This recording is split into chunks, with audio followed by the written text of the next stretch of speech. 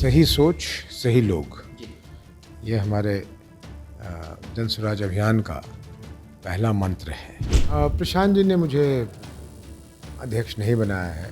बिहार के जन स्वराज पार्टी के 150 लोगों की कोर कमेटी ने मुझे ये जिम्मेवारी सौंपी है। एक ही 5 वर्ष के कार्यकाल में दोनों के साथ सरकार ने चला ली और बना ली, तो फिर सिद्धांत कहाँ? मैं किसी को जवाब देने की बिल्कुल मूड में नहीं हूँ।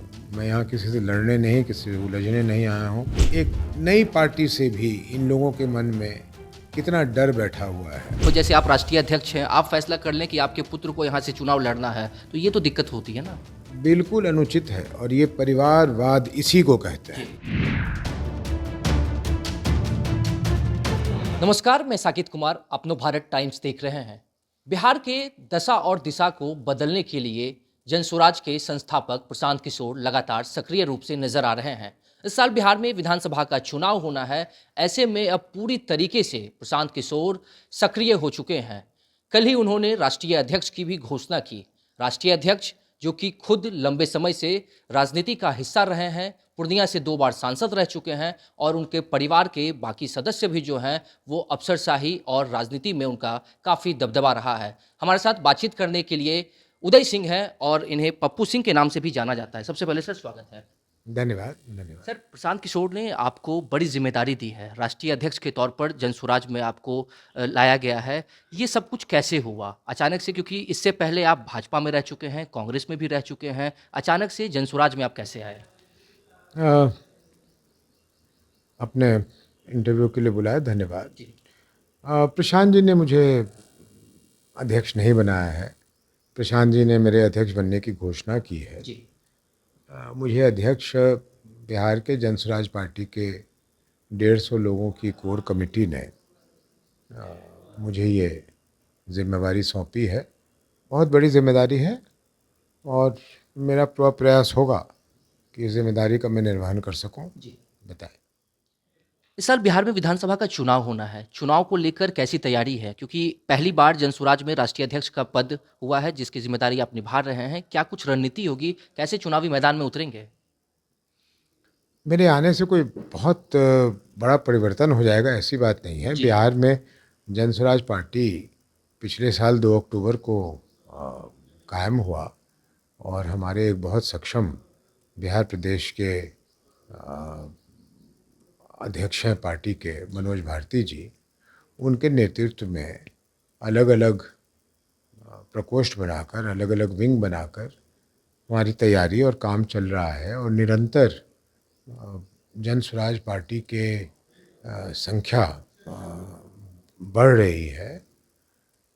मेरी भूमिका ये रहेगी कि उनका सहयोग करूं और सहयोग करके प्रयास करूं कि हमारे पार्टी की संगठन और व्यवस्थित हो जाए। जी। कुछ नए लोग जो और जुड़ना चाहते हों उनसे बात हो और वो भी जुड़ें। आपने देखा कि इतने अनुभवी आरसीपी सिंह जी भी हमारे साथ एक दिन पहले जुड़े हैं। तो मेरी मोटे तौर पे यही भूमिका होगी। सर, एक सवाल ये भी है कि कुछ समय पहले प्रशांत किशोर नीतीश कुमार के साथ में थे। आरसीपी सिंह भी नीतीश कुमार के साथ थे। लेफ्ट और राइट हैंड के तौर पर देखे जाते थे। आज उन दोनों की जोड़ी एक साथ आ चुकी है। तो ये कितना ज़्यादा जेडीयू को नुकसान पहुंचाएगा या एनडीए को नुकसान पहुंचाएगा? दोनों का एक देखिए साथ हम आना। देखिए हम लोग किसी को नुकसान पहुंचाने और किसी को लाभ पहुंचाने के लिए नहीं आए। हम लोग तो अपनी बात करने आए। ये सच है कि आरसीपी जी, नीतीश जी के मैं समझता हूँ कि सबसे करीबी लोगों में से रहे हैं। जब वो भारतीय प्रशासनिक सेवा के सदस्य थे, जी। उस समय से वो नीतीश जी के साथ हैं। फिर राजनीतिक भूमिका में भी आरसीपी जी की बहुत बड़ी भूमिका रही जेडीयू के संगठन को खड़ा करने में। और फिर जिस भी कारण से हो, मैं उन कारणों में नहीं जाना चाहता, आरसीपी जी ने नीतीश जी का साथ छोड़ दिया। जहाँ तक प्रशांत जी का सवाल है, वो भी एक जिसको असंभव समझा जाता था, एक ऐसी गठबंधन का निर्माण करके 2015 में उन्होंने लालू जी और नीतीश जी की सरकार बनवाई और उसके बाद वो पार्टी के उपाध्यक्ष बने। जी। ये जो सात निश्चय वगैरह है, ये सब प्रशांत जी की सोची हुई बातें थीं, जो कुछ नहीं हुआ। थोड़े काल में शान जी को ये महसूस होने लगा कि नीतीश जी सत्ता में रहने के लिए कुछ भी कर सकते हैं। जी। जब सीए का अमेंडमेंट बिल पार्लियामेंट में लाया गया तो नीतीश जी ने वादा किया था सबसे कि हम इसकी समर्थन नहीं करेंगे, लेकिन उन्होंने समर्थन कर दिया। और इस बात पर प्रशांत जी ने जब अपना प्रतिकार दिखलाया तो उन्हें पार्टी से कहा गया कि आप चले जाइए, वो चले गए।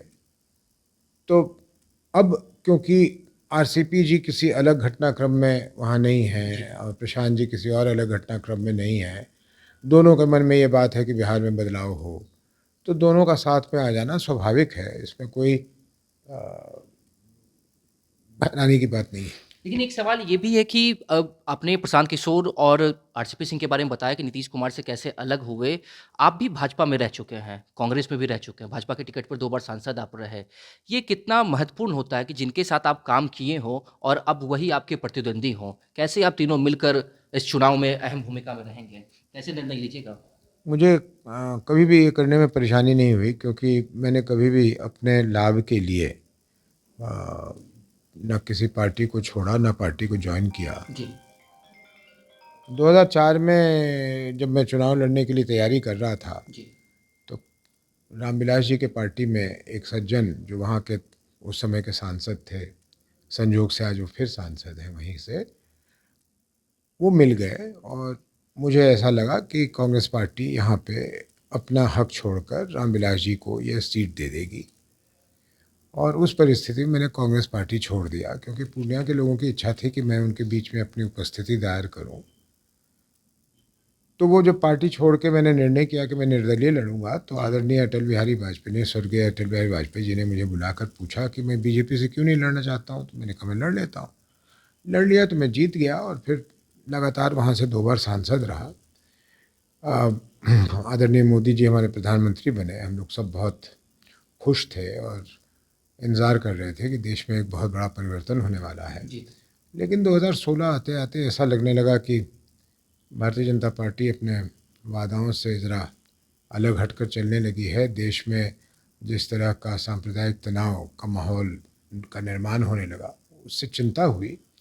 और फिर 2017 में जब फैसला किया कि वो नीतीश जी के साथ आ जाएंगे, जी। तो फिर मुझे ये समझ आ गया कि सत्ता में आने के लिए कोई विचार और सिद्धांत नहीं कोई है। सिद्धांत नहीं बचेगा।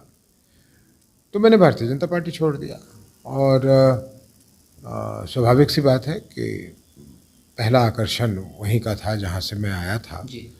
कांग्रेस पार्टी भी तब तक बदल चुकी थी और कांग्रेस ने बुलाया, मैं चला गया और 2019 का चुनाव लड़ा, हार गया, क्योंकि उस समय की जो परिस्थिति थी देश भर में बालाकोट और पुलवामा के बाद, वो बहुत अलग था और स्वाभाविक है अलग था। 2024 आते आते मैं सोच ही रहा था कि मैं अपनी अवस्था को देखते हुए चुनाव में आऊँ या नहीं आऊँ। सदस्य कांग्रेस का ही था, लेकिन फिर कांग्रेस ने एक नाटक किया दिल्ली में कि किसी पार्टी का विलय कर लिया, फिर नहीं किया, फिर पता नहीं कुछ हो गया, क्या हो गया। तो लेकिन मैंने आपने कहा तो ये समर्थन भी किया, पप्पू यादव की तरफ इशारा कर रहे हैं। किसकी समर्थन की? मैंने कुछ नहीं किया। लोग इसका जो भी अर्थ लगा लें। जी। कोई भी चुनाव के मैदान में उतरेगा और मैं इतने दिनों से वहाँ राजनीति कर रहा था, वो मेरे से अगर शुभकामना मांगने आएगा, जी। वो कोई भी हो, तो मैं तो शुभकामना दूंगा ही। तो 3 लोग, 4 लोग, 5 लोग में से एक जीतेगा। अब जो जीत गया उसके लिए कहा जाए कि साहब आपने मदद कर दिया उसको, तो ये तो लोगों के कहने की बात है, मैं क्या पप्पू कर जी, सकता हूँ। एक आपने अपने इस उत्तर के दौरान आपने विचारों की बात की, सिद्धांतों की बात की।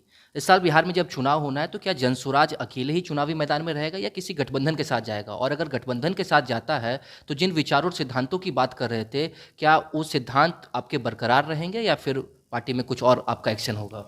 आप एक कदम आगे बढ़ गए। मैं तो आप कम भी पूछते जवाब एक ही था। मैं गठबंधन को ठगबंधन कहता हूँ। अभी अभी आपने देखा आरसीपी साहब की एक पार्टी थी, जी बिल्कुल। उनके विचार और जनसुराज के विचार जब मिले तो पार्टी का विलय हो गया। उन्होंने कहा भी कि जनसुराज की से जो आशा है वो बिहार की जनता को दिखेगा। वो दिखेगा। जी। तो इसलिए ये गठबंधन शब्द जो है ये क्या है? ये सत्ता पाने के लिए तत्कालिक रूप से एक समझौता सा हो जाता है और सत्ता मिलते ही फिर सब अलग दिशा में चलने लगते हैं। इसलिए तो ये गठबंधन कह सकते हैं कि विचारों को अलग रख के, सिद्धांतों को अलग रख के लोग एक साथ आ जाते हैं अपने सिर्फ फायदे के लिए। बिल्कुल, बिल्कुल आपने बिल्कुल सही कहा। सिद्धांत का कोई मतलब नहीं रह जाता। जी। अपने सुविधा के लिए और सुविधा अनुसार ये गठबंधन किया करते हैं। तो आपने स्पष्ट रूप से देखा कि एक ही नीतीश जी ने दोनों दलों को एक ही 5 वर्ष के कार्यकाल में दोनों के साथ सरकारें चला ली और बना ली, तो फिर सिद्धांत कहाँ? तो क्या बिहार की जनता अपने आप को ठगा हुआ महसूस करे? क्योंकि चुनती किसी और को है और बात समय के अनुकूल फिर वो चीज़ें परिस्थिति के हिसाब से बदलते रहते हैं। आज की राजनीति में तो बहुत जगह हो रहा है, महाराष्ट्र में भी हो गया, लेकिन बिहार की जनता अपने आप को ठगी महसूस कर रही है पिछले 30 वर्षों से। हम लोग एक विकल्प के रूप में उनके सामने पेश होना चाहते हैं और मुझे लगता है कि वो हमारी बात को समझेगी। भरोसा मिलेगा? मुझे तो विश्वास है कि मिलेगा। जी। पप्पू जी, ये भी बताइए कि चुनाव जब निकट है, सभी राजनीतिक दल जो है वो पूरी तरीके से अब सक्रिय हो चुका है, अलग अलग बैठकें कर रही है। आप लोग सीटों का कब फैसला करेंगे कि किन किन सीटों पर किन उम्मीदवारों को उतारा जाएगा और कितने सीटों पर बिहार के चुनाव लड़ने जा रहे हैं? ये हमारा अंदरूनी और स्ट्रेटेजिक फैसला होगा जी। कि हम कब सीटों का चयन करेंगे और कब उसकी घोषणा करेंगे। ये आज मेरे लिए बता देना संभव नहीं है। प्रशांत किशोर, जिन मूलभूत सुविधाओं की बात करते हैं जिनसे बिहार की जनता को वो लाभ नहीं मिल रहा है, क्या उन बातों का ख्याल रखा जाएगा? और बाकी पार्टी में जिस तरीके से वो अपने विचारों को, फिर मैं विचार की बात करूंगा कि विचारों को साइड रखते हुए किसी क्षेत्र से देखते हैं कि नेता अगर प्रभावशाली है, चाहे वो किसी भी बैकग्राउंड से आ रहा है, तो उसको मौका देते हैं। क्या जनसुराज भी ऐसा करेगी या सही व्यक्ति का ही चुनाव करेगी? सही सोच, सही लोग, जी। ये हमारे जनसुराज अभियान का पहला मंत्र है। तो अवश्य इसका ख्याल रखा जाएगा कि वैसे लोगों को ही चुनाव के मैदान में उतारा जाए जी। जो जिनके प्रति हमारा ये भरोसा हो कि ये सीट भी जीतेंगे और सीट जीतने के बाद अपने लोगों की पूरी तरह से ख्याल रखेंगे। विश्वास भी जीतेंगे। जी। आपने फिर जो कहा, मैं उससे कहता हूं कि आपने सही लोग सही सोच की बात की। इसमें आनंद मिश्रा जो है वो आपकी पार्टी के साथ आए थे, लेकिन अब बीते कुछ दिनों से देखा जा रहा है कि शायद कुछ मतभेद उनके चल रहे हैं। पार्टी छोड़ने की भी तैयारी में, फिर से बीजेपी से नज़दीकियाँ उनकी बढ़ सकती है। क्या वहाँ पर आपने सही सोच और सही लोग का जो आपने मंत्र दिया वो पहचानने में गलती हुई जनसुराज से, प्रशांत किशोर से? हमसे गलती नहीं हुई, उनसे गलती हुई होगी। वो एक IPS के अधिकारी थे।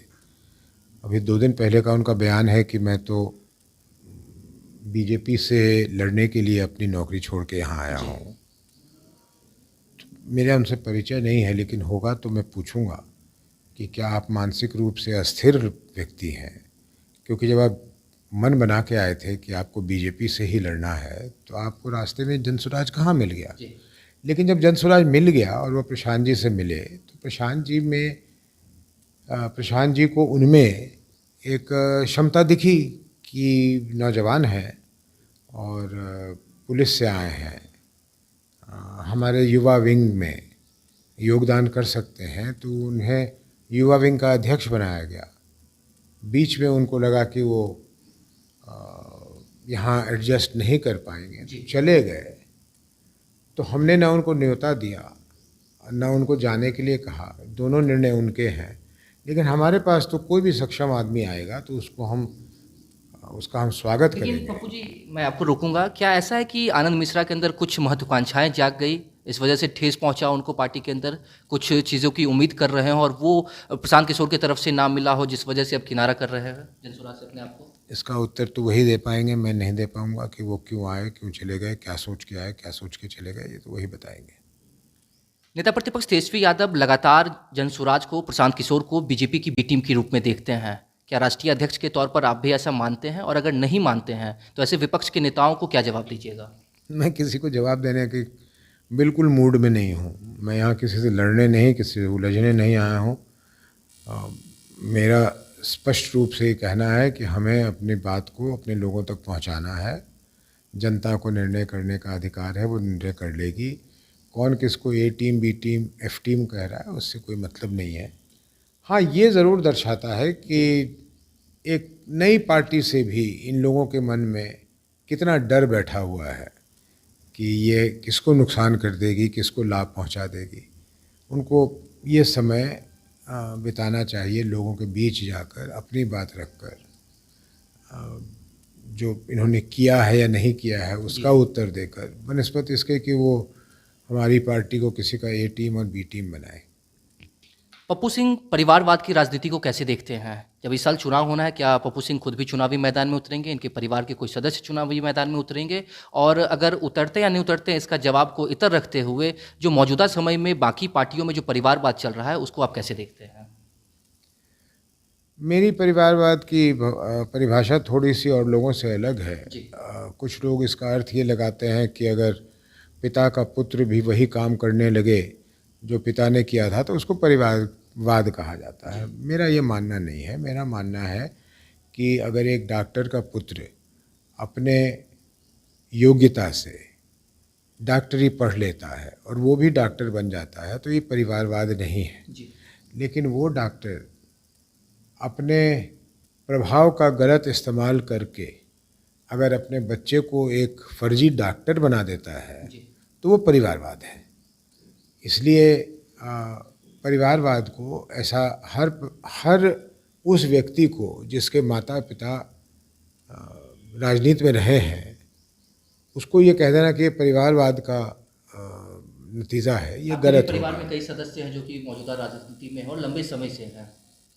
मैं अपनी बात नहीं कर रहा। हाँ, अगर नहीं देखिए, नहीं, मैंने आपकी बात को समझा। आप जो समझाना चाह रहे हैं, लोकतंत्र में अंतिम निर्णय जनता का होता है। तो अगर मैं जनता के बीच में उपस्थिति दर्ज कराता हूँ और जनता मुझे चुनती है तो इसको आप परिवारवाद कैसे कह दें? लेकिन सवाल ये भी तो है कि पार्टी में कई ऐसे नेता होते हैं जो कि उस सीट के लिए सही व्यक्ति हो सकते हैं, लेकिन परिवार के व्यक्ति होने के नाते लोग, अब जैसे आप राष्ट्रीय अध्यक्ष हैं, आप फैसला कर लें कि आपके पुत्र को यहाँ से चुनाव लड़ना है, तो ये तो दिक्कत होती है ना। बिल्कुल अनुचित है। और ये परिवारवाद इसी को कहते हैं कि अपने प्रभाव से मैं एक ऐसा काम कर दूं जो अन्यथा नहीं होता, उसे परिवारवाद कहते हैं। एक मेरा आखिरी सवाल होगा, कायदे से ये सवाल मेरा प्रथम सवाल होना चाहिए था। प्रशांत किशोर ने जो आप पर भरोसा जताया है, क्या जातीय समीकरण को देखते हुए आप पे भरोसा जताया? क्या राजपूत वोटों पर उनकी नज़र है इसलिए आप पर भरोसा जताया है? सच मानिए कि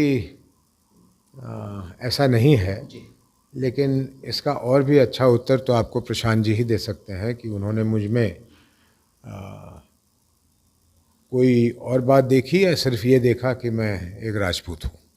इसका उत्तर तो वही देंगे। बहुत बहुत धन्यवाद सर। धन्यवाद। ठीक है, हमारे साथ खास बातचीत में उदय सिंह और पप्पू सिंह थे। ये बीजेपी के टिकट पर सांसद रह चुके हैं, लेकिन मौजूदा समय में जनसुराज का दामन इन्होंने थामा है। प्रशांत किशोर ने बड़ी जिम्मेदारी दी है, राष्ट्रीय अध्यक्ष के पद पर ये हैं, और अब प्रशांत किशोर ने साफ कहा है कि मैं अब फिर से अपने जो पैदल यात्रा उनका चल रहा था उस पर ध्यान दूंगा। और पार्टी में दो कद्दावर नेता आए हैं, एक तो पप्पू सिंह हुए, दूसरे आरसीपी सिंह। अब ये दोनों पार्टी को आगे बढ़ाने में मदद करेंगे। इसके साथ ही इन्होंने यह भी साफ संकेत दे दिया है कि ये जो चुनाव होने वाला है इसमें किसी भी गठबंधन के साथ नहीं जाएंगे, क्योंकि गठबंधन को राष्ट्रीय अध्यक्ष के पद पर रहते उन्होंने कहा है कि वो ठगबंधन माना जाता है। जो विचार होते हैं, जो सिद्धांत होते हैं, उससे समझौता करके हम कुछ भी ऐसा करने वाले नहीं हैं। फिलहाल इस खबर में इतना ही। नवभारत टाइम्स के साथ बने रहें। पटना से साकेत कुमार।